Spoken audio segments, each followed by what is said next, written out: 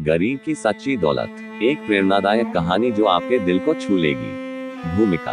गांव के एक छोटे से कोने में रामू नाम का एक गरीब मजदूर अपनी पत्नी गीता और बेटे मोहन के साथ रहता था। उसकी दुनिया छोटी थी, लेकिन सपने बड़े थे। वो हर सुबह सूरज उगने से पहले उठता, खेतों में मजदूरी करता और जो भी कमाता उससे अपने परिवार का पेट भरता। दूसरी ओर गांव का सबसे अमीर आदमी सेठ हरिराम था, जिसके पास अपार धन संपत्ति थी, मगर उसे गरीबों से कोई हमदर्दी नहीं थी। वह मानता था कि पैसा ही सब कुछ होता है। रामू बचपन से ही मेहनती था। वह अपने पिता से सीखी हुई एक खास बात हमेशा याद रखता।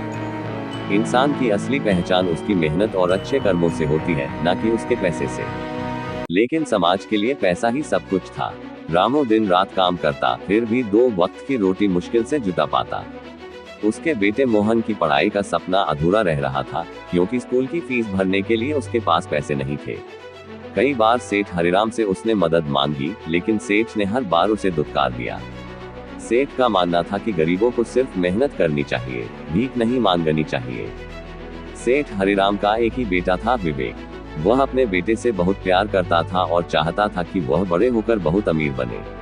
लेकिन विधि का विधान कुछ और था। अचानक विवेक को एक अजीब बीमारी हो गई। उसका शरीर धीरे धीरे कमजोर पड़ने लगा और डॉक्टर भी समझ नहीं पा रहे थे कि उसे क्या हो रहा है। सेठ ने शहर के सबसे बड़े डॉक्टरों को बुलाया, विदेशों से इलाज करवाने की कोशिश की, लेकिन कोई भी विवेक की बीमारी का सही कारण नहीं समझ पाया। विवेक का शरीर दिन ब दिन कमजोर होता जा रहा था और सेठ की आंखों में पहली बार लाचारी के आंसू थे। वह अपने महल जैसे घर में बैठा रो रहा था, लेकिन उसका पैसा भी उसकी मदद नहीं कर पा रहा था।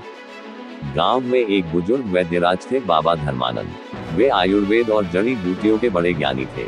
लोग कहते थे कि उन्होंने कई लाइलाज बीमारियों का इलाज किया था, पर वे अब वृद्ध हो चुके थे और जंगल में रहते थे। रामू के पिता बाबा धर्मानंद के पुराने शिष्य रह चुके थे।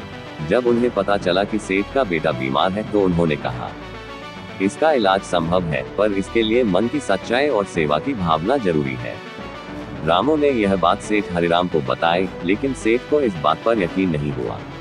उसे लगा कि यह सब अंधविश्वास है। लेकिन जब कोई और रास्ता नहीं बचा, तो वह मजबूर होकर बाबा धर्मानंद के पास गया। बाबा धर्मानंद ने सेठ से कहा, तुम्हारा पैसा तुम्हारे बेटे को ठीक नहीं कर सकता, लेकिन यदि तुम सच्चे मन से सेवा करोगे तो तुम्हारा बेटा ठीक हो सकता है।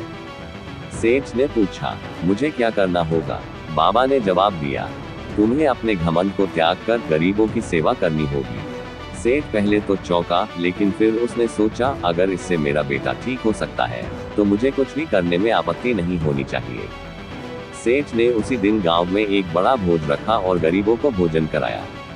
उसने गांव में एक स्कूल और अस्पताल खोलने का वादा किया। बाबा धर्मानंद ने जड़ी बूटियों का इलाज शुरू किया और कुछ ही हफ्तों में विवेक धीरे धीरे ठीक होने लगा। यह देखकर सेठ की आंखों में आंसू आ गए। उसने रामू के परिवार को अपने घर बुलाया और कहा, आज मुझे समझ में आ गया कि असली दौलत पैसा नहीं, बल्कि अच्छे कर्म है। रामू, मैं तुम्हारा कर्जदार हूँ। मैं चाहता हूँ कि तुम्हारा बेटा अच्छे स्कूल में पढ़े और बड़ा आदमी बने। सेठ ने मोहन की पढ़ाई का पूरा खर्च उठाने की जिम्मेदारी ली और साथ ही रामू को अपने व्यवसाय में नौकरी दे दी। योजक चिन्ह, योजक चिन्ह, योजक चिन्ह। अंतः गरीब की असली दौलत। रामू और सेठ दोनों की जिंदगी बदल चुकी थी। सेठ अब गरीबों की मदद करने लगा और एक सच्चा समाज सेवी बन गया। रामू के पिता की बात आखिरकार सच साबित हुई। इंसान की असली पहचान उसकी मेहनत और अच्छे कर्मों से होती है, न कि उसके पैसे से। इस कहानी ने पूरे गांव को सिखा दिया कि सच्ची दौलत पैसा नहीं, बल्कि सेवा और इंसानियत होती है।